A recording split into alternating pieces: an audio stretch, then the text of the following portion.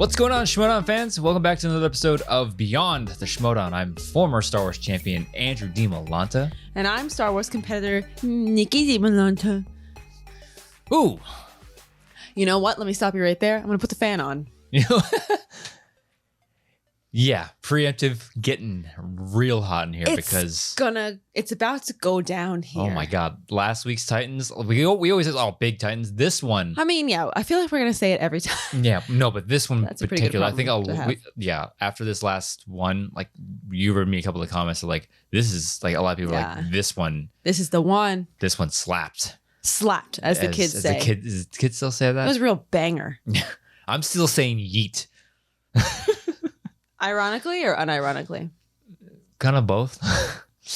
Every time I, Overwatch, sometimes I can't do it anymore because a kid, but usually when we have like a LAN party or like when the kid's over at the grandma's for the weekend or something, when I throw an Anna grenade, loud. Real freaking loud. Yeah, I know we've probably mentioned it before, but when Andrew has a couple drinks, he is obnoxiously loud. So, yeah. Be prepared, people at Star Wars Celebration. You might see that. We'll see. We'll see. I mean, I heard gas out in California is about $6. Don't know if that's true. And if it is, it's probably like drinks or like, you want a vodka tonic? That'll be $20, idiot. We'll see. But half of it's going to be ice. Yeah. So we'll see. We'll see how it goes. Yeah. So. Speaking of Star Wars. Extra little bit. Yes. Nice segue. Nice reference, Kate. Thanks. What Andrew's making reference to is the fact that we do have. We're going to do it a little bit different than usual. And let me tell you why. So starting this, what? The way you said it, that one guy showed me a TikTok. The vibe. Called a vibe. The algorithm on TikTok is wild. That it will pick up that you think that one thing is funny and be like, here's a little more. Yeah. Oh, you watched that? Here's a little more. I don't know why. Like that Blink 182, early 2000s accent. Yeah. What's a Blink 182 song? All the small things. Yeah. All that like weird, like surfer boy accent. Yeah. I'll take one lick. You're right. Best trip. Like, it's so stupid. But like, I don't know. That's been showing up on my For You page. And it's funny. And I'll laugh at it. And I guess I'll keep getting it because I keep watching him. That guy definitely does it better because he's Indian, I'm assuming. Yes. Yeah. And he always starts his videos off like, what kind of... oh, that's terrible. I'm sorry about that. So I said two things. I'm like, no. Wait a minute. Never mind. Maybe I won't do that. Maybe not do that. Well, no, like and it's to the point where I'm like, not sure what his real voice would sound like, but he does start out talking and he has like, an Indian accent. What kind of French door am I? Yeah, what kind of French door am I? Or no, what kind of door am I? And he says, French. With an Indian accent. Yeah. And then like he gets like French doors and he's like, oh, French, oui, oui.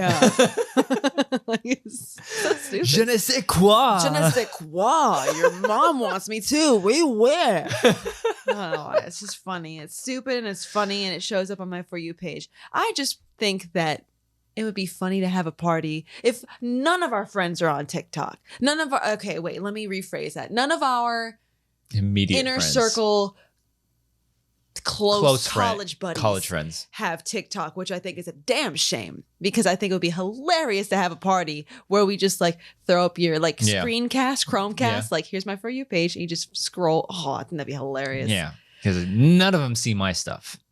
Yeah, man. I'm not upset about that at all. Yeah, it's a damn shame. And like one of them has Twitter. Two of them. Three of them. One doesn't use it. One does it ironically. Another one does it because he likes to support us on Twitter. But they barely do it. Yeah. Anyway. Well, like whenever I post them on Twitter, Skitty's there to. Ooh, is that Skitty? No. Skitty's there for like. Heather. She don't watch this, but I love her. She's my best friend. But yeah. So okay, wait. Like, sorry. Getting back to the task at hand. Star Wars. So the thing what we're gonna do here. So if you're not aware, which I'm sure you are, if you're watching the show, you're probably friggin' aware. Star Wars matches are now Patreon exclusive. Oh, you're so popular. Happy Mother's Day, by the way. Yeah, we're recording this on Mom Day. Yeah. Mommy Day. Happy Mother's Day. Thank you. I tried really hard got so far. In the end, it does kind of matter though. Yeah. I am a mom. Did a lot of hard work in the form of no epidural. Whoa. Got me. She really got me on that one. Oh, what a loser I am. It was like the 5th Fast and the Furious movie. I'm telling you, bro. Too fast, too furious. Telling you, bro. Yeah. Sorry, we keep going on all these things. That's like that would be like a Mother's Day radcast. Yeah. Like that story. Yeah. Not that it was whatever. So last week, May 4th fell during last week, which is, if you've been living under a rock, is Star Wars Day. May the 4th be with you. So you know how it goes. And then Revenge of the 5th the day after. It's funny. Yeah. But what the Schmoedown did was they they dropped the first Star Wars match that is patron exclusive on May the 4th. Fun idea. So we're not going to go through it like we typically would. Yeah. Because it's the kind of thing where it's like, I don't want to spoil it for you. We don't want to. We'll spoil it, but we're not. Yeah, like we'll tell you. We'll tell you what happens. We'll talk about it, but we'll give you our thoughts on it. But we're not going to do a play by play because we want to encourage everybody to support. Absolutely. The Patreon, and if you want to see it play by play and see what we're talking about. Exactly. Go to it. I think it's twofold. Yeah. I think that's one. It's two-pronged. It's a two-pronged approach. One is that, yes, absolutely, we advocate for support of the Schmoedown. And yeah, we don't want to give you a blow by blow because, I'd rather you see it for yourself kind of thing. So if you don't want to know the outcome, then just maybe skip-a-roo a little bit. But also, I feel like it's also kind of an homage to the players because we put in, and again, this is something else we've said, endless amounts of times. And we can only speak for ourselves, but I can only imagine that we probably also speak a bit for others. The amount of work that we as Star Wars, and also asterisk, this is in no way a reflection of any other division. Yeah. I'm not trying to say that we're better, we work harder, blah, blah, blah. It's a different division with different focuses. We just have a lot of experience in the Star Wars division. So. Exactly. This is in no way any kind of commentary on the other divisions. Yeah. All we know is Star Wars. All I know is Star Wars. That's for damn sure. So that's all I can really speak on. But, from experience from both of us, the amount of work that we put into the Star Wars division, we were doing some stuff this weekend that we were like, God, I wish people could hear our conversation right now. I wish people could hear the dumb stuff. I've been told that I'm frustrating to study with. You are frustrating to study with. You are frustrating to study with. Oh, and I won't get into it, but you are sometimes, not all the time. Yeah, but when I get on a tangent, like we do on this show, when you get on a little tangent, I just want to be like, just answer the question and move on, bro. Like, damn. Well, actually, if you think about the Senate of the Old Republic, it's like, bro, answer the damn question. Like, God. Jeez, like I'm just trying to get my study nut here. What's his name? Like that's all I asked. Didn't ask for a commentary on his history. But yes, the amount of work that we put in is actually stupid. Yes, it's very stupid. But we can only talk for ourselves. We only do it because of the love of competition and for the love of the Schmoedown. And because I'm not going to do something. Typically, if I really commit to something, I can't do it half-assed. It's like if I'm gonna do it, I'm gonna do it. You know what I'm saying? Yeah. So some things, if I really care about something, I'm gonna do it. 110%. So, and this is one of those things that we're just kind of oddly passionate about. Yeah. For a couple of reasons, but like, I feel like it's also kind of like it's kind of like a appreciation for the competitors themselves. Yeah. Because the work they put in. Is we put in it's so much work, and I'd rather instead of you listen to a couple of idiots give you blow by blow what happened. I'd rather you see it yourself and appreciate the work that we put in. Is it patron exclusive? Yeah, but out of respect to the competitors and what we do, and how much work and how much time, we put into this sport. I think it's only right to be like, yeah, absolutely. I think you should. Go see them for yourself and see what they're doing for yourself because, oh Oh my God, the amount of I wish we had a punch clock like they had back in the 1950s or whatever, where every time we did something Star Wars, we just punch in and then we just share it the world and have them be like, bro, why are you doing this much work? I'm like, I don't know. Because I actually don't know the answer to that question because I want to, but I don't know. Anyways, so that's why we're not going to go blow by blow because we want to promote support of the Schmoedown, and we also want to, be able to help pay promote tribute to the work that the competitors put in and not just like, hey, this is what happened. Hey, this is what happened. I'd much rather you go see and support the competitors and the more themselves people, and the Schmoedown and the more people that do that, the more stuff you can get out of it. Because like, I don't think without the Patreon, I don't think we get Star Wars matches. So go and support because these are because especially how small the Star Wars pool is this year. Yeah. If Star Wars just didn't happen this year, I think I'd cry. Yeah. Because of how much work I've put in. Because at the very least, we'd get one match at Spectacular. And then it's like, who goes against who? So anyways, what we're trying to say, TLDR here is support if you can. Yeah. Support if you can. Yeah. So what we got in Star Wars Division this week, and I think it's every 2 weeks, right? Every other week, yeah. So this week we got the return of 2 players that we haven't seen in quite some time. We got Ross, the Arsenal, if I'm not mistaken, is how you say his name, versus Zack Attack, Burkett.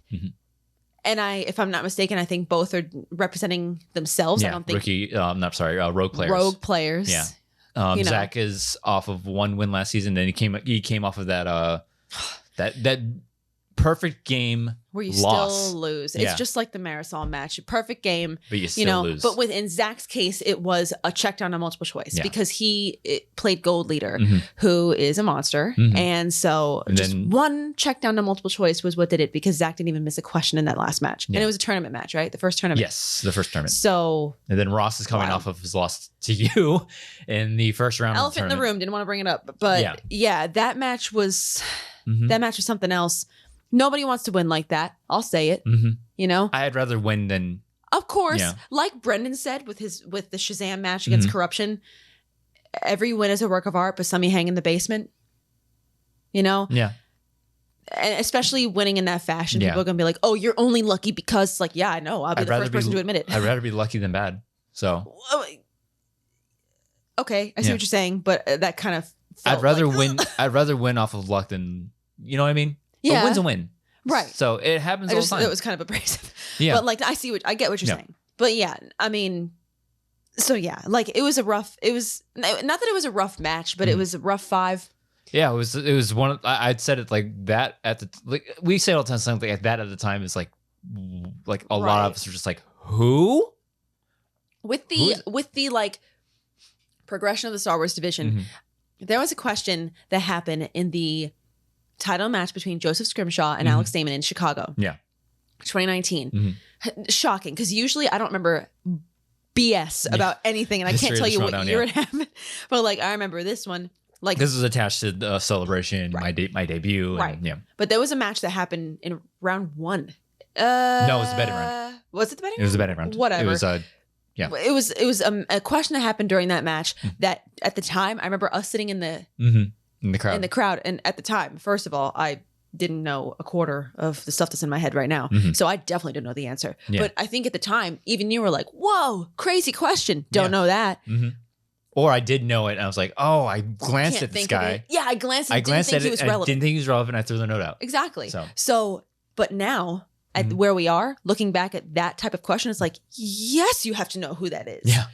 So you see the Star Wars division going through progression every single year, sometimes midway through the year, of like course correcting. At the time, that seemed like a really difficult question.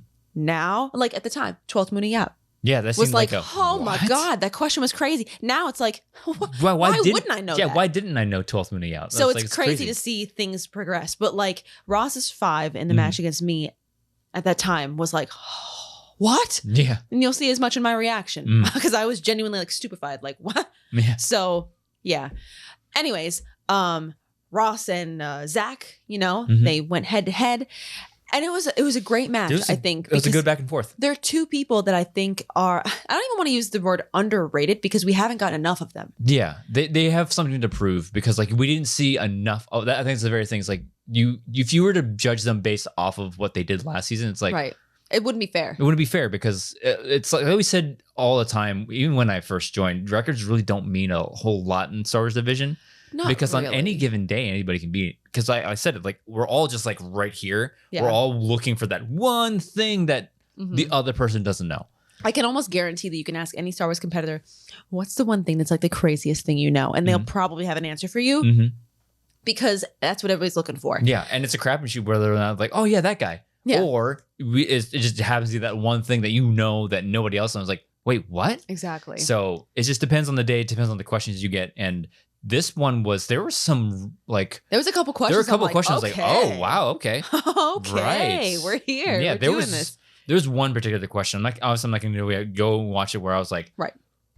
Wow, that is a fantastic question because I remember two questions that made me go, okay. Yeah, because there have been questions in the past where I've gotten and I was like, why would I need to know that? Where would I have ever looked for that? And sometimes, so popular. So popular. And sometimes I'll look at not a text. I'll look at those questions and be like sort of like not bitter, but I was like, why would we want to ask that? It kind of worries me like what they're asking us. This one question that happened in this match, I was like, completely like, yeah. Yes, that is like if you want to have questions that are one, difficult for all of us, right, and two, very relevant to the storyline and like everything that I think we should be asking about. That one question is like, yes, question. Fantastic. Give me more of those because it was a fantastic question. It's a deep cut question that is in plain sight to everybody. And it's like, if you don't think to take a note of it and don't think to like, what is that? Because that's basically what we're all doing. It's like, hey, what is that? Yeah. That's interesting. What is that? This one is like, it was right there. It was right there in front of you. It was like, yes. Yeah. And I like the fact that has such a bearing on the character and the story. And again, it's right in front of you. Right. So, and it's just like this small little detail you never think like, oh, yeah, of course. Yeah. So that one question was like, whoa. Then there was another question in there, and I was kind of like, it was one of those where it's like, do we really need to ask about that? Yeah. But I get it. I get why, because the more you like look at the question, it's like, yeah, I guess that's why they asked about that. Yeah. And, I can't remember what the other question was at this time, but yeah, no, you're right. But no, it was a great match, very close. Oh, yeah. I feel like at the end of round one person was in the lead, and at the end of round two, other person was in the lead. And then like round three happened and it was kind of like, oh my God, this is one of those matches where, and you could have guessed this from just hearing the two names of who's going against each other, that this match could go either way. Yeah. Because Zach has proven, I mean, he's played a couple matches now. 2 matches. Three, including this one. Right. Yeah. So we've seen slightly more of him than we've seen of Ross. Yeah. But going into this match, it was like, these guys are both real good. Real good. Yeah. Like Zach, he lost in a perfect match. Yeah. Ross lost on a really difficult question. At the time, an insanely difficult question. One of the I did not know. One of the hardest questions I'd heard at the time. Like, who? What? Right. So these two guys are absolute monsters. And the Star Wars division is so close. Like you have certain competitors that it's so close that on any given day, the wind could blow one way and this person will win, or maybe that person could win. Yeah. That's why I'm saying, like, I think we'll talk about this. We've talked about this all the time. It's like, just because you beat somebody in the division doesn't mean that you're better than them. We've been talking about that a lot lately. Yeah. Because I feel like the, GO conversations and not just Star Wars, like singles teams, IG, people were like, oh, well, they beat this person. Oh, they beat that person. Means they're better than does them. that mean, does one win may not mean that you're better than somebody? No. Absolutely not. Unless maybe you knocked him out completely in like halfway through round two. Then maybe we could talk. Yeah. But if you just beat somebody one time, you have to. That doesn't really indicate anything. That's where like it indicates you won that day. Yeah. If you're gonna sort of like pit like competitors against you got to look at the history, accolades, how long they've been a part of the game, how have they adjusted to the game, and things like that. So I think because like. I've beaten Laura once. She's beaten me once. Right. You beat Alex Damon last Does that season. mean I'm better than Alex? No. Yeah. Absolutely not. As I'm saying. And it also is to say like Like, you beat Alex once. Does that mean you know more about Star Wars than he does? I can tell you right here, 100% beyond the shadow of doubt, and this is no surprise to anybody. No, Alex Damon knows infinitely more than me. Yeah, I'm saying, and that's what I'm saying. It's like that you might out edge him in the game of the Schmoedown, and he's On admitted that that. day. And he's admitted that. It's like, hey, I don't really pay attention to the game as much as I should, but he's been operating on raw knowledge for so long. So just because somebody beats somebody one time does not mean that they are automatically better than them. How did we get here? But like, yeah, the outcome of this match is a clear case of like, this could have gone either way. And talking about like, you know, records, not necessarily indicating whatever. But yeah, this match could have absolutely gone either way. It was a close match. It was an exciting match. It kept me guessing at the very until the very end. I don't know. Are we gonna say who won? I don't know. Yeah, I think we can. Just be aware of spoilers, but so if you're still with us and you haven't seen it and you want to know, careful, tread lightly right now. Yeah, but spoiler alert: Ross came out won. on top. Yeah, so absolute massive congratulations to him because it was a hard fought victory because Zach's a beast, but all Ross is too. I did like this because the way that the questions went. And the way that the match played out, it felt like a Schmoedown match. Like, I know how like last year was basically like, oh, you missed one, so you lost. Exactly. This one was more of like, oh, he might have slipped up here, but Zach was ahead at one time, and then Ross came ahead, and then it's flipped back. It was a back and forth that felt like, yeah, this feels like the Schmoedown. Right. It doesn't feel like, and might I say, I love the new color scheme for the Star Wars division. Because it used to be black and gold. I'm sorry. I love black and gold. I know. But I do like, it feels retro Star Wars. I think that's why I love it so much. What's the color scheme? It's like a sky blue and yellow. If it and it does, I don't know. It hints at what the future is for the division, but it's no longer the movie trivia Schmoedown. It's the Star Wars trivia Schmoedown. Right, which it caught my eye. I'm not gonna lie. Yeah. When I first saw that tweeted, I'm like, I saw that. What does that mean? I don't think we're introducing TV just yet. I think they're gearing up for it at some point in the future. Because again, something else we said 100,000 zillion times, and if this match doesn't also help support this claim, we're nowhere close to running out of questions. And if you think we are, I invite you to do some Star Wars research. And that question that I'm referring to is a fantastic point. It's more questions like that. Wholeheartedly invite you to join a Star Wars competitor in a study session and learn that we are nowhere close to and we're not just talking deep cut question, things that are even things that are right in front of your face that we still haven't touched on. Nowhere close. But anyways, this was a great match. It was a great match. Absolutely. Happy to see it back because like I said, I'd cry if I've been putting all this time in and nothing was going to happen. So I'm glad that we're getting something. It happens to be Patreon exclusive. So if you want to see just how they got to that conclusion, you know what I'm saying? So sometimes it's not the destination, it's the journey getting there. So, and that's part of the excitement is watching this match. Is like, oh yeah. Yeah. I know a lot of people are like, I got spoiled for that match. Watch don't have to watch it. Are you kidding me? We get spoiled all the time. We got spoiled for one of these big ones we're about to talk about. Yeah. And we still watch it with bated breath, nervous. Yeah. It's all about the journey sometimes. Like sometimes I remember I tell the story of time. We went out for my first studio match and we saw the team's tournament final with Drew McQueenie and Andrew Guy. And I'm like, oh, okay, so we know who goes to the finals and we know who wins it. And then we go back and then the Ashley thing happens. We're like, wait, what? I thought what happens? The Ashley thing. When he challenged them when they went up against the family. That's what their name was. And they were like, wait a minute, what? I thought the family won. What happened? And then the whole switcheroo thing. I'm like, so stuff like that will always happen. Like, don't just like that confused me. I don't know what that I'm gonna be honest, that just confused me. No, because my point is like we knew who went to the finals and teams. We just didn't know how they got there. That was a huge I gotcha. Whoa moment. So just because you know the outcome of the Zach Ross match, go back and watch it. I don't think there could ever be a match that you would tell me the outcome and then I would be like, never mind. Yeah, no, I'm still going to watch it. 100%. We always watch it. It's like, oh, I wonder what's going to happen. Like, we know what's going to happen. Like the Shazam corruption match. I don't know if we might have. I don't know if we knew before. We might have. I don't know. I was nervous as hell. Like, oh, they missed that. Oh no, they're up. Oh, corruption's up. Oh boy. Yeah. Still nervous, even though you know. Anyways, what I'm trying to say is, even if you know what happens, it's fun still knowing the journey. You know what I'm saying? Yeah. But about also, the journey, man. Also, if you're like, no, never mind, I don't even, whatever, I guess I respect that too. So let's get into Friday Night Titans. Yeah. So. And we don't know who the next Star Wars match is. It won't be don't. this week, but it'll be next week. I have no idea who's going up against each other. So I don't either. We'll see. So we got an opening scene and whatever. I didn't take a lot of notes because it was kind of just pretty straightforward. Yep. So, Last week, referring to the week before, we know that Ben Bateman and Kate kind of made the offer to Peggy. Hey, listen, come on back to the den, baby girl. But all we got to do first is the condition. We'll have a teams match. Ben's going to pick somebody, one of his patrons. You find somebody else. You'll go against each other in teams. Build and then after that, we'll bring you back in, babe.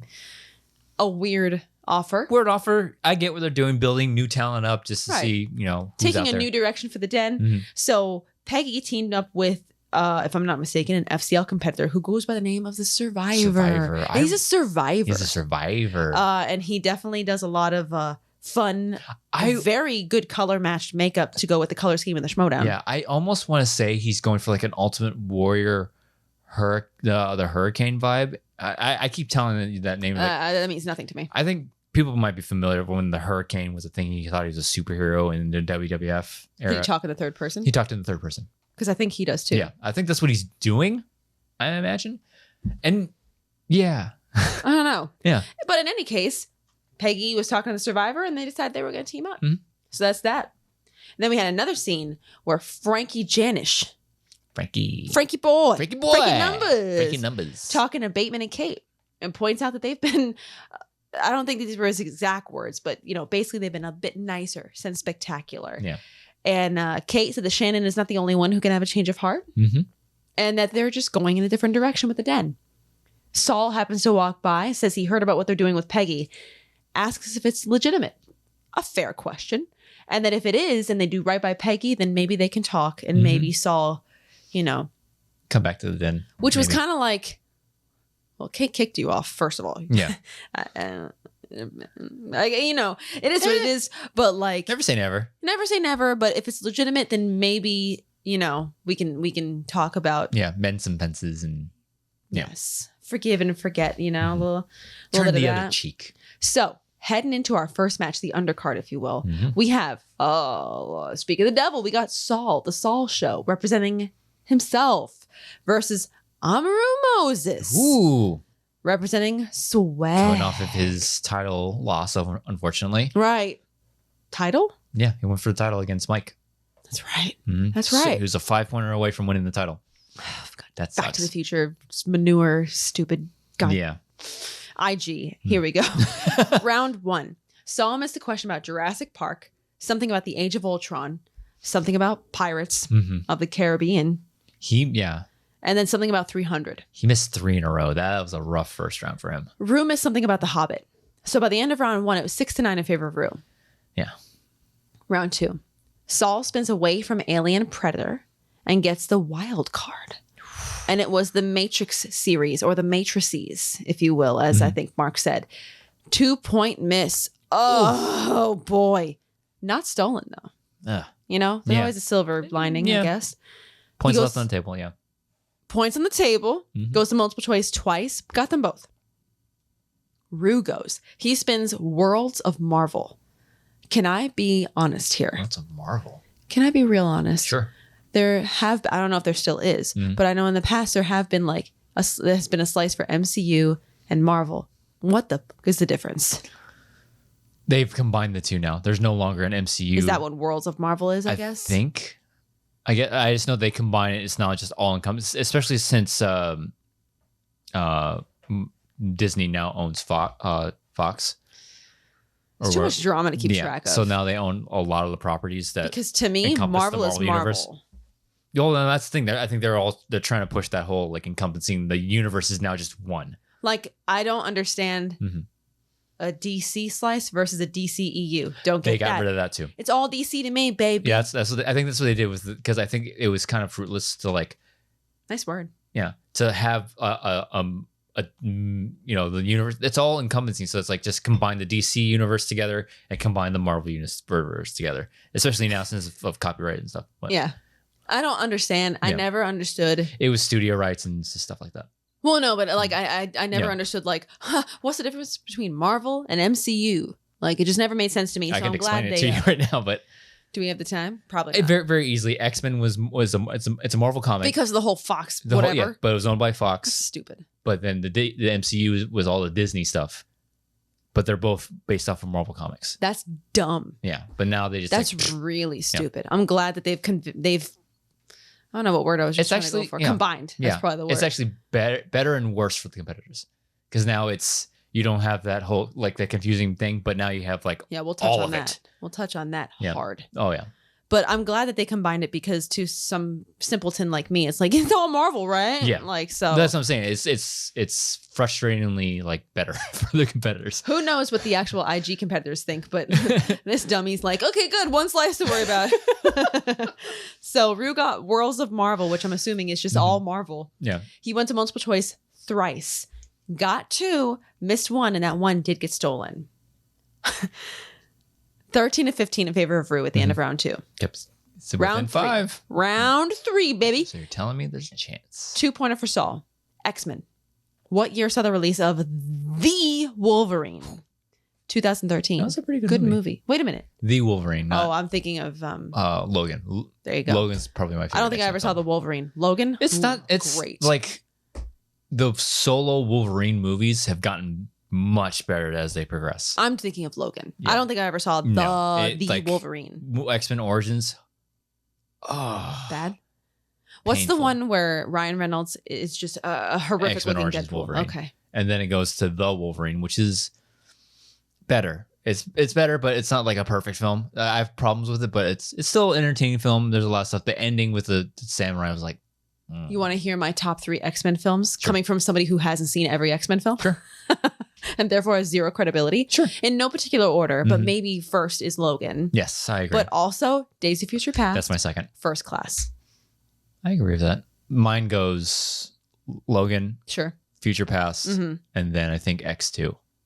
Mighty Ducks. I don't know which one X2 is. I'm going to be X2 real is the honest one with you. when The one with the mutants? The one with Professor X? the one with Nightcrawler. They don't all have Nightcrawler? No, they don't all have Nightcrawler. Really? Yeah. Yeah. What? It opens with the White House Nightcrawler scene when he's Ray teleporting. Park? No, That's Toad. That's Frog. Toad. That's Toad that's the first X-Men film. Nightcrawler is that other guy. Teleporter. He's blue. I can't Harry, remember. kind of, but not Beast. No, he has a tail. Yeah, I think Yeah. I know who you're talking about. No, that's that. I can picture him in my brain, but I can't think of who plays I him. really enjoy that one. Yeah, So, but yeah, don't remember that. yeah. Logan and Days of Future Past are my top 2. If you're in an arcade Mhm. and you're 8 years old, who are you Oh. picking in the X-Men arcade game? Cyclops. Storm. Cyclops or Wolverine, but Cyclops probably because I like the. I think I usually played Storm Mhm. because she was just cool and a lady. You know what I'm saying? So Ooh, is it a lady? I think Ninja Turtles, Raph. Donatello or Leo. I think. I was Raph because I loved red. Red's my favorite color, Word. so that's fine. Yeah, man. We really do have to take Allison up on that offer and We go to do. that arcade place. We do. Because we've been to a retro gaming place and that was a lot of That fun. was a but it's lot been of a fun. number of years. I remember we went there and I bumped into a high school friend. I'm like, oh, Did you? yeah. You Yikes. remember. Yeah. No thanks. I'm good. Maybe say there's probably like 3 or 4 people that from my high school that I'd run into and be like, hey, everybody else would be like, no, I'm good. Oh, this guy I bumped into, he drove me to for my sophomore year. He drove us to school because he lived like Cute. a neighborhood away. Cute. So he picked me up and then drove me. That's adorable. Or junior year. 2-pointer. Junior 2-pointer year. for Rue. Jurassic Park. Who plays Vic Hoskins, the head of engine security who wants to use the velociraptors as military animals The in Indoraptor. Jurassic World? Is that what it was? That's what it I've was. seen that movie, Well, which I love the Indoraptor because Yeah. our dog, much like Shannon and Mike, Yeah. our dog's name is Indy. Indiana. Short Indiana, Mhm. and we call her Indy for short. Mhm. But if you have a dog and you don't have like 10 stupid nicknames for your dog, Mm-hmm. do you actually have one? So Indiana is our dog. We call her Indy for short. I also call her Indo Yeah. for some reason. I Yeah. don't know. So when we saw that movie and they were like the Indoraptor, I'm like, I went home and she she did her whole dog thing when we came in the door. She's like really It's like, oh. excited. And I'm like, oh, I got a little Indoraptor. So that was fun. So that has a soft place in my heart. Not a great movie, but a great moment for us. Probably not. Vincent D'Onofrio. Mhm. Got it. 3-pointer for Saul, Spider-Man. In the amazing Spider-Man, Uncle Ben brings a box from the basement that is filled with his trophies from what? Bowling. Bowling. I may not be good at life, but I bowl like an angel. Got it. 3-pointer Nico for Bellic. Rook. Nico Bellic. Grand Theft Auto. I think it's 4. 4 or 5. Who knows at this point? 3-pointer for Rue. Big point of contention here. Yeah, we'll talk a little bit about this. Big ol' yikes. Let me just reset here. Dystopian future and time travel. Peter Hyams directed what 1994 film featuring Mia Sara? Time Cop. He missed it. Winston comes out. Because remember, he's on swag now. Mm-hmm. Winston comes out and challenges that Time Cop was not listed under the category of dystopian future and time travel. Mm-hmm. Judges deliberated, whatever. Was it Andrew and Mark? Mark and Andrew, and then the line judge. And then a line judge. They deliberated, and their ruling was that movies can bounce between categories. And since it's listed in the entirety of the IG list, it's overruled, and the incorrect answer stands. It is under a certain category, but at the very top of the document / rule book that is given to competitors, it says movies can jump from category to category. Word. Do you want to touch on this more after? Yes. Let's go ahead and finish. So let's keep on trucking, dudes. Mm-hmm. So he got it wrong. Mm-hmm. Based on that overruling. 5-pointer for Rue. Marvel. Doug Hutchison plays Looney Bin Jim, nice name, in what 2000s Marvel comic book film? Punisher Warzone. Got it like that. Mm-hmm. 5-pointer for Saul. Planet of the Apes. What Apes films features the line, "Tell me, Breck, before you die, how do we differ from the dogs and cats that you and your kind used to love? Why did you turn us from pets into slaves?" Yikes, way to put somebody on the spot. Conquest of the Planet of the Apes. He got it with that 22-23 in favor of Saul. The Saul Show. Wow. Baby, here we go. Moving on. Kevin Smets in a #1 contender match. Giving me a little chilly willies just saying that. Smets is my boy. Yep. You know what I'm saying? Oh, yeah. So, yeah, Saul moves on. Crazy. Yeah. I mean, I think he gets over his big moment woes. I mean, was it, again, not a pretty win, but a win. It wasn't it was an important match. Yeah. It wasn't a #1 contender. It wasn't a title. It was a #2 contender, if you will. Yeah. It's like to get to a #1. Get to have an opportunity to get your shot. Right. So important match. Yeah. If it was a regulation match, it was just, another match. It would be one thing, but this actually did have some weight to it. Yeah, it matters. So a big moment for him to get over. Mm-hmm. We'll see what happens because this next match is even bigger as a #1 contender match. Yeah, Smets is looking... And Smets is good. No slouch. No slouch. Yeah. That's for sure. Mm-hmm. So let's talk about that challenge. Yes. Because I know there's been a lot of debate, and I've seen people on both sides of the argument. Mm-hmm. I think it's clear. It's very clear cut. There's a lot of debates that I'm like... I can see both sides. So call it the Gemini in me. I don't fucking know. But like this one, I think clear cut. It's very clear cut. And Rue, also my boy. But I do believe that this is a clear cut decision. Mm-hmm. So the ruling was, the challenge, like we said, was that Time Cop was not listed on the IG list provided to competitors as dystopian future / time travel, whatever the actual category is called. It wasn't listed under that category, therefore this was confusing. It was a misleading question, if you will. Yeah. So I'm assuming what they were going for was maybe to get it thrown out and get a new question or something. I'm guessing was maybe their intent. Yeah. But it was overruled, saying that movies can float between categories. You gave an excellent example when we were, because we talked about this a lot today. There's multiple, because there are people like, oh yeah, why do this, why do that? Like when you're confusing your competitors, you're forcing them to do more mind tricks or whatever. But it's very clear. It's stated in your rule book. It's stated in the document that it's given to competitors at the very top. Don't take these categories as gospel, because movies can jump from category to category. Case in point, Back to the Future. Good example.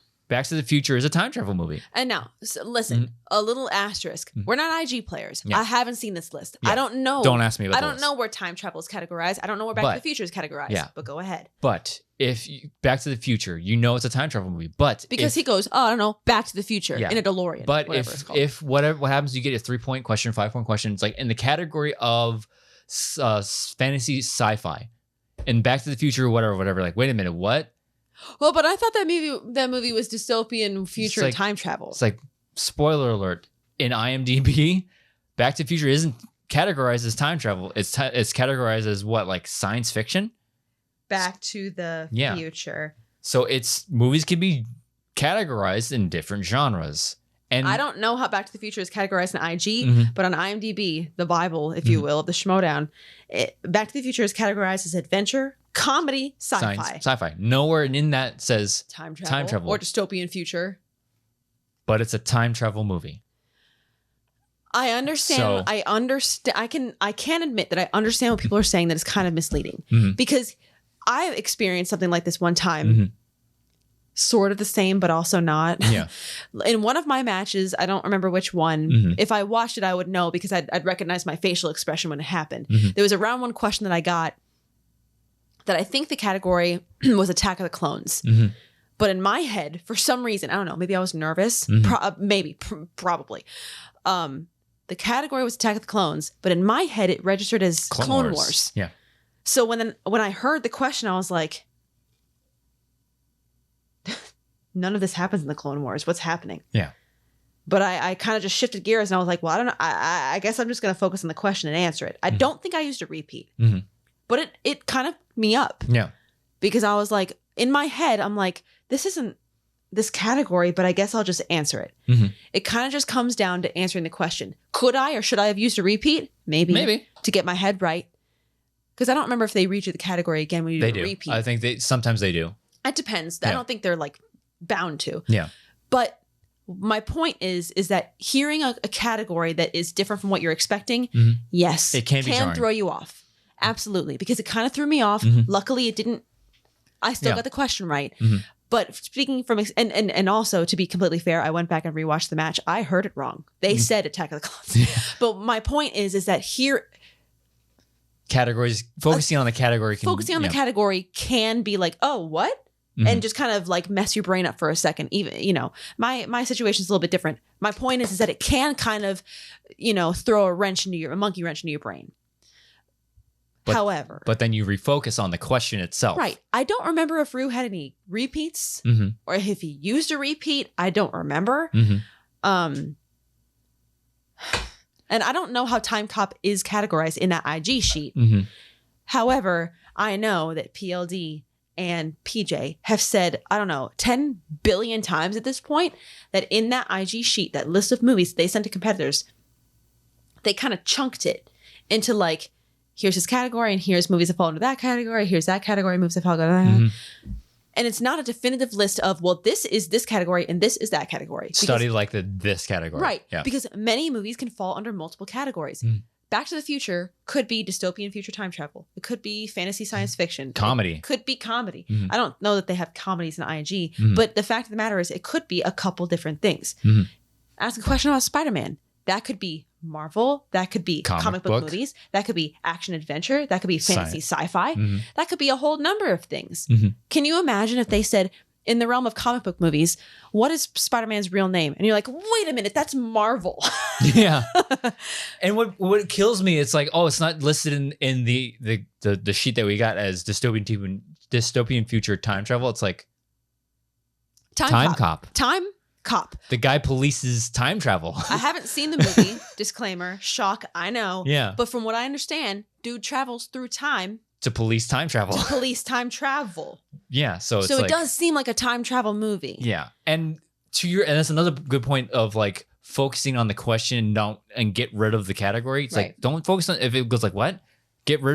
Stop focusing on the category and focus on the question itself. Yeah. And this is a point that I think PJ made in, I believe it was Reddit that you're reading all this stuff off. Don't know why I would do that, but yes. But like, it's like regardless of the category, in that question, you had the director, the year, and an actress. Right. Focus on those. It's like, okay, there's plenty of context clues in that question to get you to the right answer. So Yes. focusing so much on the category can drown you sometimes. Like, wait, what? No, okay. Repeat the question, get rid of the category, focus on all the context clues you got. So there's enough information in there for him to get to the right answer. Right. That's what I did in my match. I was like, wait a minute, this doesn't add up. But you know what?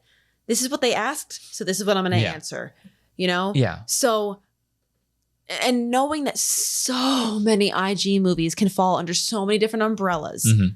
I also think that a lot of people argue with their hearts. Yeah. Because the people that are arguing that ruling was unfair, the worst ruling I've ever seen, blah, blah, blah, they're probably people that wanted Rue to win. Yeah. I always wonder, had that same thing happened to Saul and you were rooting for Rue, would you have been like, what a petty challenge? Yeah. Because, you're going through, you're viewing the match through the lens of who you want to win with your heart. So I always wonder, would you still make that same argument if it happened with the other competitor? Ask yourself that genuinely, honestly. Yeah. Would you still be making that argument if it happened to the person that you weren't rooting for? Yeah. And we say it all the time with challenges, especially like if managers see a sliver of a chance to get a question thrown out or to get it put in your have it fall in your direction, they might as well go for it. They might have felt like, I'm not going to need this anyways. Just I'm going to do it. Because when Winston challenged, I'm like, what is he challenging? Yeah, it's very clear cut. It's like the category is the dystopian future time travel. And the answer was time cop. What's the issue? It seems pretty clear cut to me. It seems pretty clear cut to me. But I think in Winston's case, it's like, I got to try something.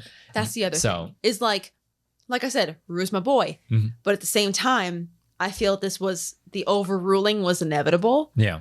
I think that was the right call. Maybe. However, I respect Winston doing it because he was like, all right, this is the 3-point. Got one more question. What are the chances I'm going to have to challenge that? I might as well try. Yeah. And also sometimes challenge, like Andrew got challenged a question 3 questions later. Yeah. And he's admitted, it's like, I did that to give Ben more time to focus. Right. Maybe this is Winston doing the same thing. Who knows? And who knows? And at the end of the day, if Rue didn't know the question, he didn't know the question. Exactly. So, or he might have known it. Maybe this is a way of Winston calming him down. Right. I mean, like, I know you knew the answer. Give you a second, regather yourself, hit your 5. Right. Maybe that's what he did. So. And who knows? We'll never know unless somebody comes out and straight up says, yeah, this is why I did that. But in either case, in any case, I respect Winston for doing it. That's what he's supposed to do as a manager. I would never trash talk. There's only certain challenges that I'd be like, come on guys. But I feel like this, I was still like, you know what? That's what he's supposed to do. That's why you got a manager. Good for him. Yeah. But I still believe that the challenge, the ruling was correct. Yeah, the ruling was very clear cut, very because that's why I love Mark on the Desk. He spells things out so well. Very transparent. He's very transparent. It's like it's like, yes, there is a list, but at the very top, according to the rules and according to what we sent you, there's something at the very top that says, this is why you can jump between here and there. This is why I'm hot. So that would be like getting a Star Wars question for us and being like, what's a question that we've recently gotten or a question we've recently heard? Like, or something stupid. Like, imagine if you got a question that was like, wait, I can't, no. Okay, wait, let me think of a good question. Oh no, I can't think. I'm thinking of questions that are too broad. I think we talked about this enough. It was, I think that like, it's a very clear cut ruling. It would be like, what's the name? Hey, Andrew, in the category of the Skywalkers, what is the name of Anakin Skywalker's mother? And you went and you said something random that wasn't Shmi. Yeah. And then you go, but wait a minute. You gave me the category of Skywalkers. That was in The Phantom Menace. That's the movie that she was in. And wait a minute. That's not. It's like, no. Multiple categories can apply to the same movie. And I PLD and PJ also said 500 gazillion times that, yes, it was listed under that category. Sure. But there's a disclaimer at the top of that document that says that because multiple categories can apply to multiple movies, this is not the be all end all. Yeah, that's where we put it. But please understand that Batman could be asked you in DC. It could be asked you in comic book movies. It could be asked you in action adventure. It could be asked you in Ben Affleck. Could be asked you in fantasy sci-fi. Mm-hmm. Just because we put Batman in DC doesn't mean that if we ask you a comic book question about Batman that you can throw it out. Yeah. But I know that people were clinging to, but that's not what it was listed as. Mm-hmm. Oh, wow. It was Pinterest. Don't be impressed. So popular. But I find it interesting what people cling to a lot. Mm-hmm. And it makes me wonder, who are you rooting for in that Yeah, match? I think that's what it boils down to. It's like a lot of people will argue with their heart rather than, And the question writers said, listen, we gave them all the tools they needed. We gave them a comprehensive list of every single thing they needed to study. And we gave them those things under those categories as a guideline. Yeah. We could have just given them a list of 300 movies, just listed straight out with no categories. Mm-hmm. That'd be kind of overwhelming. Yeah. And they were trying to do them a favor by chunking them to like, yeah. And hey, it also plays to, if you want to focus on DC, here's a list of DC films. Yeah. Because you can like, hey, I'm not great with, I don't know, swashbuckling. Here's all the swashbuckling that fall under that category, right, but can also fall into other categories. But I want to focus on that. Right. It's a study tactic, and it's also a strategy tactic for players too. So they can all fall under. I would wager that. I mean, I don't know. I'm talking about my butt here, but I feel like probably any IG film out of the 300 or 300 plus movies. Every single film, I would argue, probably has at least 2 categories it could fit into. Yeah, 2 or 3. Yeah. I mean, is it not true to say that any and every IG movie could probably be fantasy sci-fi? Because most of the time people have powers. Is that not fantasy? Yeah. Is that not sci-fi? Yeah.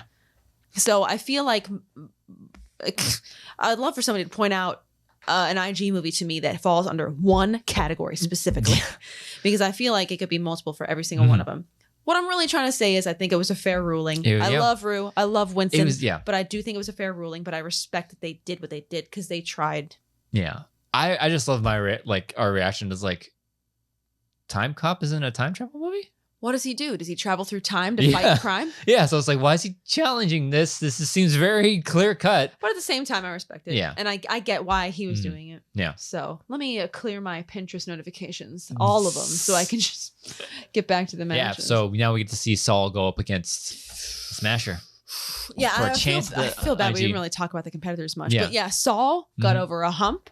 He has like the character work that we've seen out of Saul in this episode has been like, it's been great. Yeah. And it's also, I mean, you like both these guys. There's a way to root for both of them. Neither one of them is a bad guy. It's nice to see somebody like Saul get over a hump. Yeah, and it's like you said, his character has been shifted a bit. Exactly. Like, and I like this side of him and seeing like, because he's a funny guy. Yeah. And yeah, he can look intimidating and like he can be really mean, but I like seeing this side of like, build up and like a positive attitude and a positive vibe behind him. I really like it. And Rue is not going anywhere. No. That was a 5-pointer away back. from you a title. You can count on that. Yeah. It's just a matter of It was a rough match for both of them. So I mean, yeah. I mean, there were misses in every round. Yeah. Really. So I mean, it is what it is, and it's gonna happen. So it happened. Saul advances. Now he's gonna face Kevin Smets. Yeah. But Rue is just a matter of time. Yeah. Because we've seen what he can do. It's just like, he just gotta some of those round 3 questions, Yeah. Back to the Future, Time Cop. Like, damn. Anyways, moving on. Oh man, we have a long episode today. Cutscene. Sorry, guys. Yeah. Survivor's talking to Peggy. Kate walks in, thanks to Survivor. Like, hey man, thank you for doing this for us. Says that, hey man, whoever you want to play with, whatever manager you want to play with, you just say the word and I'll put in a good word for you. Building up the talent. Yeah, man. And then Bateman comes in, says his new partner is really nervous. Not really sure if he wants to. He's really good at trivia. Really wants to play. Just not great in front of people. He's very nervous. Not really sure. Yeah. Peggy's like, hey, bro, can I talk to him? And I'm like, oh, how's this going to go? Can I talk to him? But she talks to him through the door. Like, wait, what's his name again? Oh, Geoff. Okay. Hey, Geoff, it's Peggy. I've been there, bro. Something you've been a fan of for so long and you're finally a part of it. Like, it's something you should really be excited about, blah, blah, blah. Gives him a great pep talk to the point where Survivor's like, damn, I'm pepped up just hearing that. Yeah. And so Ben goes into the room. Kate goes into the room. They come back out. Listen, Peggy, you did it. Your pep talk. He's ready. He's ready to go. He's ready to compete. Heading into this match. And if you haven't watched this match, highly suggest you watch it first. Yes. Good. Yeah. Highly. Because this is... Don't know why you're here if you haven't seen this match yet. So we've got Ben and his partner, who he says he's a patron of my. I always do that. He's a patron. Mm-hmm. His name is Geoff. Geoff. And so it's Ben and Geoff versus Peggy and the Survivor. Peggy and the Survivor come out first. Mm-hmm. Ben and Geoff come out. Ben comes out. Geoff comes out in a full head to toe ski suit, mask, hunched over. We have no idea who this person is. Yeah. Right? I would say we don't know who this guy. Well, I mean, he said his name is Geoff. Yeah. So we're led to believe that it's a guy. It's a guy. Yeah. But we're still not sure because head to toe, getting ready for a blizzard. You know what I'm saying? So round one, I can't even imagine. I would have been sweating the moment I walked out of the curtain. Before then, I would have been sweating. Sweat dripping down my back. No doubt. So I sweated here. here. Me at Celebration, baby. Oh, Lord. Round one. Peggy missed a question about Matthew Vaughn. Survivor missed a question about Ewan McGregor. Peggy and Survivor missed a question about the nun. Ben and Jeffy Boy got perfect rounds. Whew. And they both got the bonus. I think they both got the bonus. Yeah, because Andrew Guy said something about... He made a reference to, we'll get there. Yeah. But I'm pretty sure they both got the bonus. Yeah. So by the end of round one, 16-22 in favor of Ben and Geoff. Round two, Survivor and Peggy go first. They spin away from Spielberg. They get Jennifer Aniston. That's a weird choice. You would think Spielberg would be like I think they were worried about the deeper cut Spielberg films that aren't like Jaws and Jurassic Park and E.T. Like I think because that's where my head immediately goes like, oh yeah, big films, things that I've seen, but then I forget about like all these oddball ones that he does. Like, wait, Spielberg did that one? So I think that's why they swung away from it. Maybe, but we'll never know. I mean, we could, but. So they get Jennifer Aniston. They go to multiple choice 3 times. They got 2 of them. They missed one, and it did get stolen. Oof. Ben and Geoff go. They spin away from sports, and they get Newman and Redford. Paul Newman and Robert Redford. Call me up, Christian. And if I'm not mistaken, they got a perfect round 2. Yep. Because I don't have any further notes. So if anything happened, how embarrassing for me. 22-31 in favor of Ben and Geoff by the end of round 2. Round 3. 2-pointer for PG and Survivor. Oscars. Peggy decides to take it after a rousing match. A rousing match of rock paper, scissors. Yeah. Careful with that, everybody. So Peggy takes it. Clint Eastwood and Hilary Swank both won Academy Awards for what 2004 boxing film? Million Dollar Baby. She got it. 3-pointer for PG Survivor. Harrison Ford. Obviously, Survivor's going to take this one. You'll find Hail Caesar, Lee Christmas, and Conrad Stonebanks in what 2010's action film featuring Harrison Ford and Antonio Banderas. I don't remember what he said, and I don't remember the answer. However, he did miss it. So with that, 24-31 in favor of Ben and Geoff with a TKO. Big moment. Okay. So big moment. Oh my God, a TKO with Ben and his patron. Immediately after the match, Kate comes out. And she's, celebrating. Already got a mic, celebrating with Ben and Geoff, right? And Kate wastes no time and says she announced that offering Peggy a spot in the den was never real. Kate is like going hard. Yeah. And I mad respect. Next thing you know, Geoff takes his mask off. And he gives us a over the top. Reveals himself to not be somebody named Geoff, but you may have heard of a Dan Murrell, a dangerous Dan Murrell, to be specific. And Dan talked about how people trash talk Danger Zone, said that they were a super team, but however, they still had a winning record. And, people trash talk that they couldn't really capitalize. They couldn't close it out. They were supposed to be this super team and they never got there. Yeah. But they still finished with a winning record, Dan pointed out. And then Andrew Guy on the desk points out to the rest of us, if you forgot, that there was a little bit of a terms and conditions out there. Some stipulations behind Danger Zone's one win. they now have a number one contender match because there was a condition that if they stayed together and played another match against another team of what they're choosing of any match, any team that if they won it, they would go to a number one contender match. Yeah, and this deal was set up by the former manager Kaiser, and somehow was still in effect. It might have been a little bit of a fine print or not completely specifying. Yeah. I don't remember exactly how it was worded. Maybe when the terms were laid out, it's just like they just had to play. You just have to play as Danger Zone. They might not have specified with Kaiser. Yeah. You don't have to. You have to stay as Danger Zone with Kaiser in the dungeon. That might not have been specified. I don't remember, but I would imagine not. I imagine that wasn't specified, and that's the loophole that we got here. Yeah. Either way, Danger Zone doesn't break up. They pull like this stunt. Yep. Basically, they go against two people they knew they were gonna sacrificial lambs. Yeah. They set this up. Ben and Dan. And I think I just ASMR slurped my drink. I'm sorry. I can't stand when I hear people drink. I'm really sorry if that got picked up. No, but I'm saying, but like Ben, Dan, and Kate, this, I hate to say brilliant move of like, hey, we know this deal is out there. Brilliantly evil? Twistedly evil plot. Like, hey, this deal is out here. Let's spin it away. Like, and exploit it to set up somebody that we know we can beat.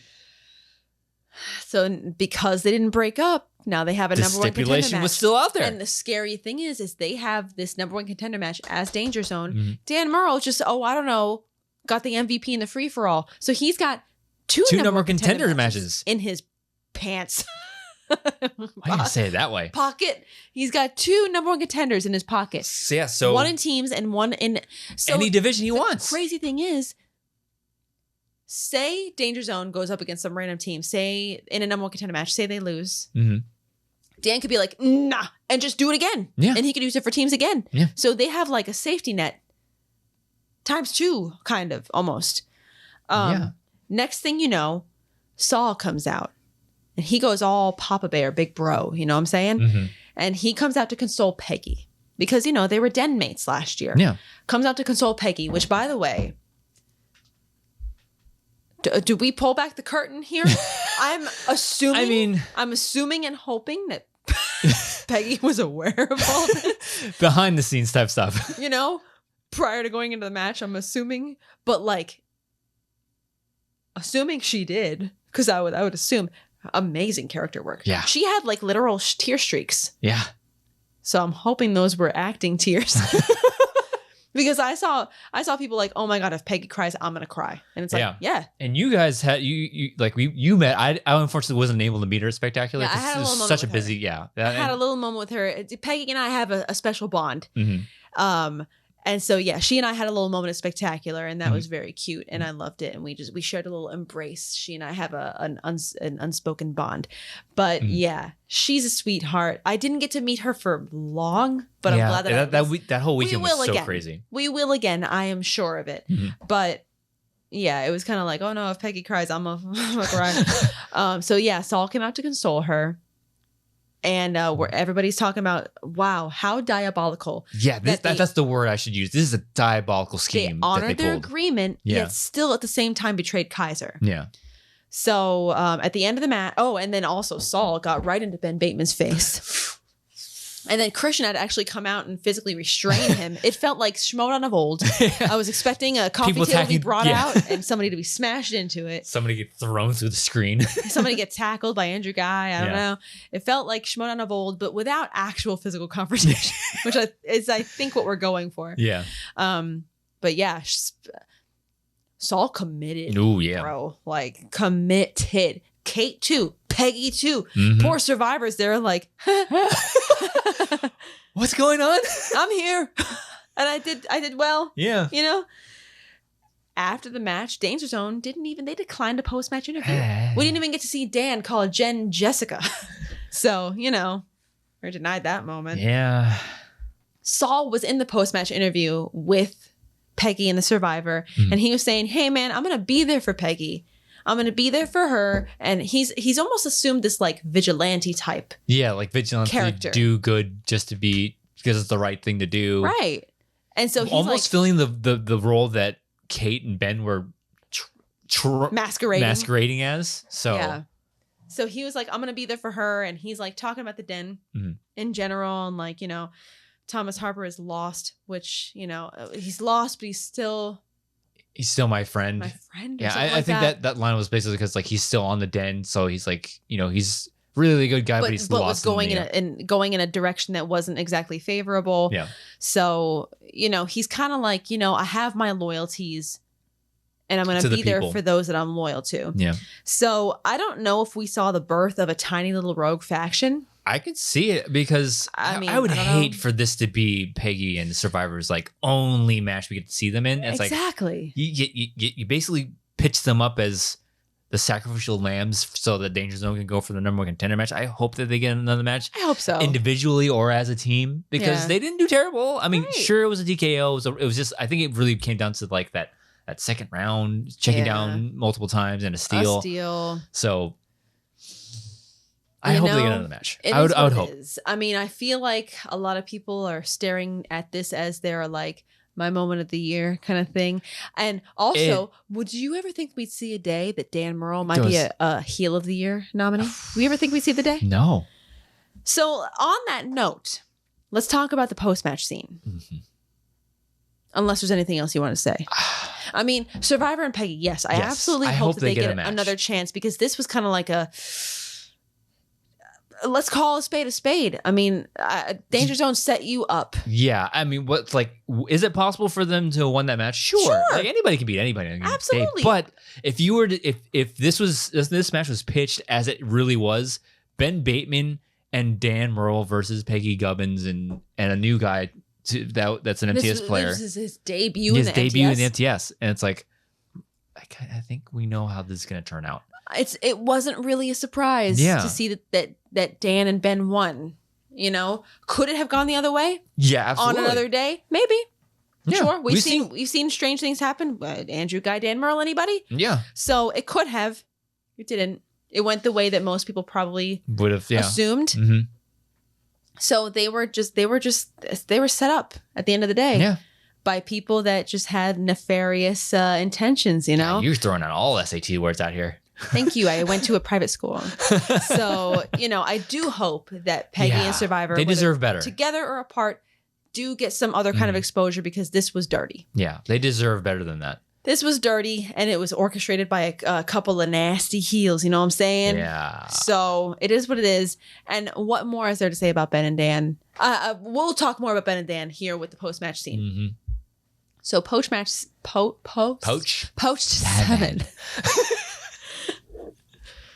If anybody can get that movie reference from 2 words, I will be eternally impressed. Post-7.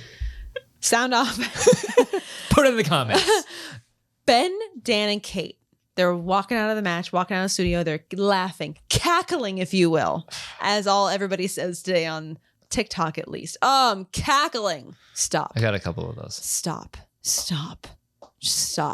From mutuals that I'm really fond of. Please stop. Please stop calling. Please stop saying I'm cackling, please. Oh, yeah. Ben, Dan, and Kate. They don't run into. Frankie runs into them. Yeah. Frankie numbers. And they come out laughing about it. Oh, she really cried. Oh, poor Peggy. And Dan, you know, I don't remember if he actually took the mic. I think he did. I don't know. No. I don't think maybe. Well, Dan, you know, he commandeers the microphone in some fashion. Mm-hmm. And he says, "Hey, Frankie, you know what I'm going to do? I'm going to take your show and I'm going to take it to the dump along with all your other garbage takes, because that's where they belong." Oof. He's saying that they only get clicks because they talk about any Marisol, Collins, and Levine that walk through like they're the next GOAT. All right, that's not us. And says Dan, that's not us. We don't do that. We don't do that here. And says that Ben and Dan, they're going to keep on winning.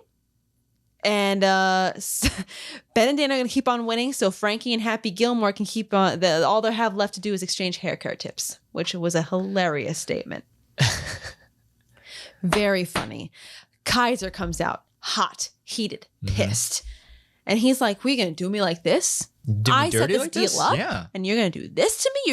You're gonna betray me for Kate Mulligan?" And Smets comes out luckily and says, "Hey man, they're not worth it. They're not worth it." And Smets had a little moment where he So you're my hero, man. he gets Kaiser to go, retreat and whatever, and he goes, man, to Dan, "You were my hero. What happened?" The goat. And then Dan's kind of like, "Well, it looks like you're gonna have to find a new hero." And then and they walk away. Best part, when Kaiser's in the middle of his, rage, he threw his water bottle down. Dan's like, "Whoa, he's got water." Might I say, I know it's terrible and awkward to see a heel Dan after the years and years and years of us looking up to him as a face and like the face of the league. I don't know. I'm kind of loving it. I actually do love heel Dan. God. Because Dan has always been funny, but put him in this and stuff like this, like. And the fact that when they were walking out laughing, cackling, if you will, and he goes, "My name's Geoff." "My name's Geoff." Perfect.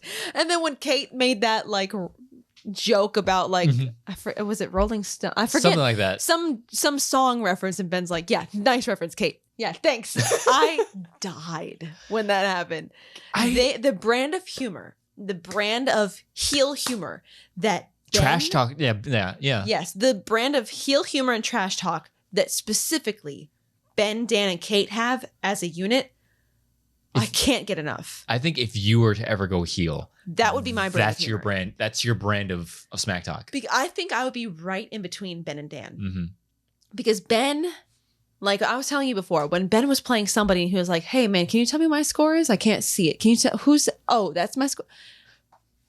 That would be me. Yeah. That would be exactly. That's you on Overwatch. That's me on Overwatch. That's me with our friends. And like Ben with the Ben. I just combined Ben and Dan. Ben. When Dan was like, "Oh, he's got water. Stay hydrated, guys." So if I ever went heel, that would be my brand of humor. That's why I'm like, "Ooh, give me more." Yeah. And like Kate, when she gets the microphone, she's like, "Ooh, Frankie." Like literally, that's what I sound like on the weekends when we talk to our friends online. So this brand of humor from the three of them, give me more. I like this brand of heel work because it's very natural. It's very natural. It's different from because what's like the formula for a heel in the Schmoedown? Wear sunglasses, cross jacket, your arms, and act aloof like you don't care. Too cool for school. Don't trust anybody.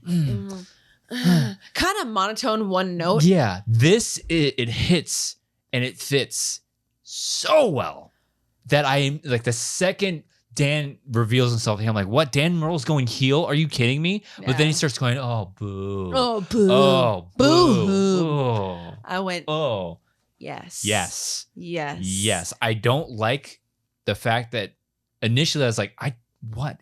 Dan Murrell a heel? I mean, it's been so. At some point, it's like you live long enough to see yourself become the villain type of the situation, right? And this is what we're seeing with Dan Murrell. Dan's only been in the Schmoedown for about 50 years at this point. Yeah, but the second he starts going, "My name Geoff," and like, "Oh, watch out, guys, he's got water." Hilarious. Yes. Granted, I wish we could have experienced this match in a different way because when Dan was revealed, it was brand new information to us. This is new information. New information for us. So, it might have hit different had it not been new information for us. But it was kind of like Dan being me. What? Like, I would like to experience this without knowing certain things. I envy people that went into it blind. There were people that were like, "I called it." Yeah, it's because I bet there were some people that probably did. Yeah, but there were some people out there like, "Oh, I think it's Tom, which was a great guess because he was hunched over, and that was Tom's whole shtick. Mm-hmm. There were some I saw a couple people that were like, "Oh, I thought it was Paige." I'm like, Paige is tiny. Yeah, there's no way short gal. There's no way that person who was they were hunching over and they were still tall. Yeah, no, Paige is tiny. Yeah, and there were people like, "Oh, it's Rachel Cushing." I'm like, Rachel's tall. Yeah, but at the same time, I don't see. I'm almost glad we never did see Rachel heel because that would have probably been that would no. No. So, but one thing that people did point out is now we get Dan. I was about to say such a high profile player, the highest profile player. Yeah. I would venture to say. Now, especially with 2 number 1 contender shots in his pants, now you get the potential. Could you imagine seeing Dan Murrell, Brendan Meyer in singles? Could you imagine? The face of all faces against this brand new amazing heel. Could you imagine, now that we know they have a number 1 contender match, time will tell who they face in that. Could you imagine if they make it past and they win the number 1 contenders match and we get to see Danger Zone with all cylinders firing, heel Ben and heel Dan against Shazam? The face of all face teams. Yes. Yeah. How wild would that be? So it's very exciting. A lot of the possibilities have been unlocked. Sam Levine, I would say, face. You can get Sam. That'd be wild. Yeah. We can finally get the match that we've... Because Dan could be like, you know what? I got a path to the teams. I want to crack at that singles. He could call for a number 1 contender in singles. And if he wins that, see him versus Sam. Isn't it crazy? Every year it's like Dan, doesn't end the season with the belt, but then right as he starts the season, he's back. He's right back in the mix. Right back in the mix. Yeah. I mean, that's just what Dan Murrell does, you know? One way or another, he's always finding himself in that situation. Be it by winning a free-for-all MVP or diabolically twisting certain deals. And I would encourage people, if you watch this match, especially if you went in not knowing, hopefully not knowing what was going to happen, and you watch it unfold organically, I do encourage you to go back and rewatch this match, because you'll rewatch those cutscenes with a different lens, with that Peggy pep talk. And all the other Ben and Kate scenes, like, we're going in another direction. We want to build up other plans. Yeah. And you're going to watch it with a totally different lens. Like, oh. Yeah. They are filthy. They are diabolical. It'll give you a new appreciation of those scenes. And people are like throwing around moment of the year. It's like, usually when people are like, oh, moment of the year, it's like. This is definitely. This, like, even top contender. Even looking at it through the lens like we did, like, this is new information. Even with that, I was like, yeah, I mean, huge. It's huge. Yeah, absolutely. So we'll see what this means. I'm because the team's landscape is odd. It's odd. I mean, we just saw Shazam Corruption based on the whole premise that they couldn't find a number 1 contender. So who the hell are we going to find to go against Danger Zone now? So we got a whole bunch of new teams. I mean, how many established teams do we have running around out there? No. Established that were before the season together. Not King Arthur. King Arthur, sorry. King Khan, shout out. I doubt he watches this anymore. But he does. You still, I still see that sticker, son. Can you bring that board to your matches? I do see that, and I appreciate it, but I doubt he watches. But I mean, that's the only team I can think of that is like an established team from last year. So popular. Wow, I'm so popular. It's Shein. How embarrassing. It's just a notification. I made like 2 Shein orders, and ladies and gents, you feel me? It's very affordable. And now they send me. I'm excited for what you bought off that when you're going to be wearing it. Yeah. That'll be fun. You've been making not cosplay moves, but like casual nods. Inspired moves. Casual inspired nods to characters. Yeah. I'm excited for what you're doing. So, we also heard that the team's belts are going to be defended about as much as the Star Wars belt last year. So so glad we did it that way. Right. So I imagine that we're going to find out sooner rather than later. Collision is creeping up on us. I imagine they're going to be defending at Collision. So you can only imagine with the news of how much they plan to have this belt on the line this year. I can only imagine. Collision happens in summer. It's May, guys. We're coming. I don't know if Collision is June or July. I'm not really sure. It's June. I feel like it's July. I feel like it's just been in that time frame in the past. So I can only imagine, assuming that the team's belt will be defended at Collision, we're gonna have to find out who Danger Zone's gonna be facing very soon. Very soon. Very soon. So, but we do know. I think it's next week or this week. the number one contender match between Saul and Kevin Smets. My boy, my man Kevin Smets. I can't wait to see it. I cannot wait to see it. Saul has been fired up. Yeah, he's been on a tear. He's very fired up.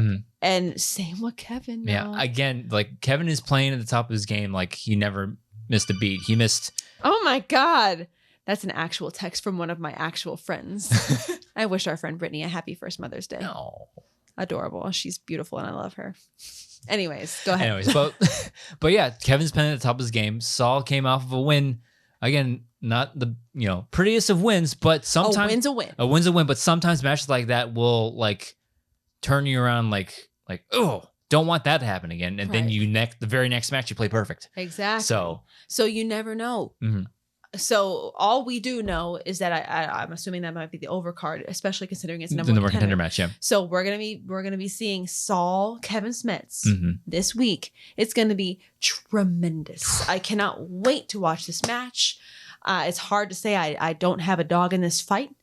So we'll see what happens. Again, we never like to name names. We never like to pick. We don't pick on the show. You know, you can connect dots. Be on the Schmoedown. Kiss of death. Yeah, you can connect dots, but we're not gonna, do it officially. So I don't know what's gonna happen in the undercard. If they've been dropping hints, I've missed them. Shut up, stupid. Okay, so yeah, I mean, we'll see what happens. There's a lot of exciting stuff on the horizon, especially remembering that we do have Collision on the horizon. Yeah, and knowing that the Star Wars division. Sorry, I just hit your mic. Yeah, knowing that the Star Wars division started up again. So yeah, we need to find, especially if certain titles will be put on the line at some points, because I think Christian said that Star Wars belt will be online at very least 2 times this year. I think so. So you're going to need to find a number one contender out of the very shallow pool that is the Star Wars division.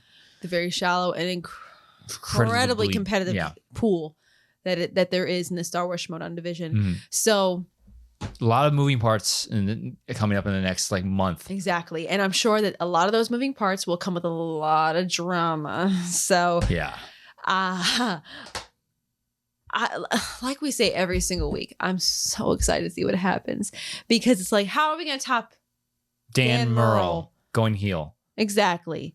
So we'll see what happens. I am assuming we're going to find out what's happening with Danger Zone sooner rather than later. We'll see. But what we do know is that we are going to see that IG number one contender match happening. So I'm excited to see how that shakes out. We'll see what happens for the dungeon. We'll see what happens for Saul. So stay tuned. That's that. Ooh. Everybody. Extra long episode this week because Sorry. Hey, Andrew and Nicki, talk about Star Wars for 5 minutes. Yeah, nope. Sorry. It's not going to happen. Yeah. So that's, Hey, Andrew and Nicki, go through a Star Wars match without actually going blow by blow. Sure. 40 minutes later. Yeah, exactly. Hey. Yeah. It was a good match. It is what it is. Also, go support the Patreon. Yeah.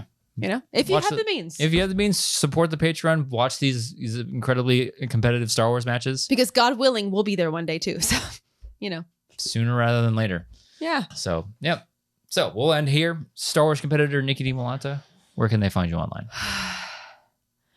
Twitter. At Dimmy, DIMMMYYY. As for me, Twitter and Instagram at Drew Dimalanta, DIMALANTA, and on TikTok at Rogue Leader Drew. Ooh. If you're listening to this on audio form, please follow the feed and rate us. And if you're watching I really apologize. I also don't like swallowing sounds. Hopefully that wasn't picked up. If you're watching on YouTube, like, comment, subscribe, and click the bell icon in the lower right-hand corner to see when we do things on YouTube. Which is, of course, every so often, every Friday. Not every Friday, but sometimes on Fridays we do Rad. Do we have a Going Rogue coming up? We do. This week, I believe, I threw my schedule away. Jesus. But this week, I believe it is Jill and Sean Sullivan. Fun. It's going to be awesome. Jilly Marie and Sean Sullivan. Yes, that's right. Yes. I always do that. Mr. and Mrs. Sean Sullivan. No, let's not do that. But yeah, they will be joining us on this episode. This week's episode of Going Rogue, our continuous road to Star Wars Celebration. And while you're at it, go back in time and, dystopian future time travel. Like Time Cop. How he travels. Go back and watch those other episodes of Going Rogue. Well, go through the entire. Yeah. Real close. It's like 2 weeks to celebration. Yes. Yep. It's so wild. Go through, click on the playlist, go through and watch all of them And because that means we're 2 weeks out from Kenobi. Oh boy. But yes, go back and watch all those episodes of some amazingly fun conversations that we've had with our friends. Yeah. So yeah. Watch them. Join us. It's fun and whatever. So thank you for joining us on this episode of Beyond the Schmoedown. We'll see you guys next time.